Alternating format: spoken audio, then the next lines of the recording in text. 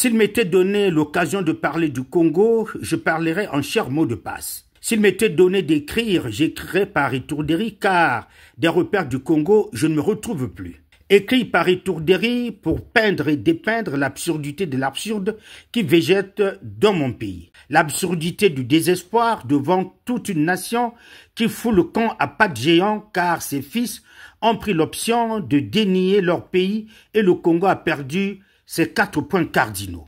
Ils ont, de façon fortuite, dérisoire, éphémère, voire grotesque, réduit leur et notre Congo à 2 points cardinaux, le nord et le sud. Une géographie taillée sur de dangereuses ambitions de la division, de la désunion d'un peuple qui pourtant aurait tout à gagner en restant unis. Dans les réseaux sociaux, à résonance accidentologique, nous avons tous décidé de nous exprimer par étourderie. Le courage, notre courage, nous n'avons que celui de parler de l'extérieur. Et même étant à 8000 km de notre terre natale, dans cet hexagone hexagonal, nous sommes habités par la lâcheté de tutoyer notre moi intérieur. Et pour preuve, une flopée de mes concitoyens ne s'exprime plus qu'à travers des mots d'emprunt, alignant malicieusement des hyperboles insensées quand ils se payent le luxe amer de peindre leur pays au vitriol.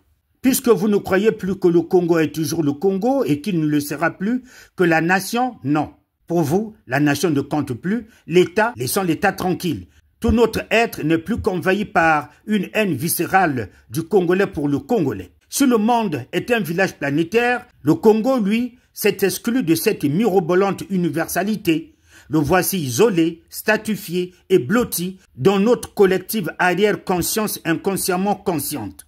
C'est ainsi que s'exprime notre bien curieuse relation avec notre terre natale. La diversification ethnique a renoncé de porter les habits neufs du progrès, se rebiffant dans les profondeurs du sous-sol de l'évolution de l'humanité. Nous avons étonnamment refusé de demeurer Congo un et indivisible, préférant nous recroqueviller dans notre Lari, notre Mboshi, Teke, Vili, Bembe, Kouyou, Makwa, Nzabi, Kouni, Kwele, Kota, Mbonzo, Dondo, bref, je ne sais plus quoi nommer. Je n'aurais jamais oublié les oubliés de mon oubli si le Congo était encore Congo. Mes chers compatriotes, je crois qu'il ne faut pas attendre d'être parfait pour commencer quelque chose de bien. Je suis convaincu que lorsqu'une porte du bonheur se ferme, une autre s'ouvre.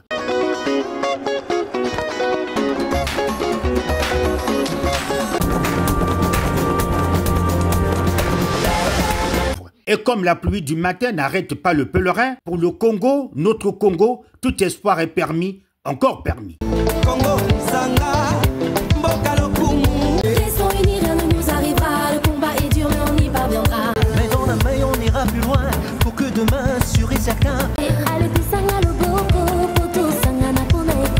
Et pour le réussir, il faut bien que nous nous donnons la main dans la mer, pierre après pierre, brique après brique, pour construire enfin et enfin cet édifice appelé le Congo, notre cher bien commun pour lequel nous verserons sang et larmes. La grandeur de la notion de nation, la fierté du pays nous oblige tous à nous investir à fond pour laisser à notre progéniture un héritage glorieux. Je suis Asie Dominique de Marseille, ADM, civilisateur de la communication au Congo.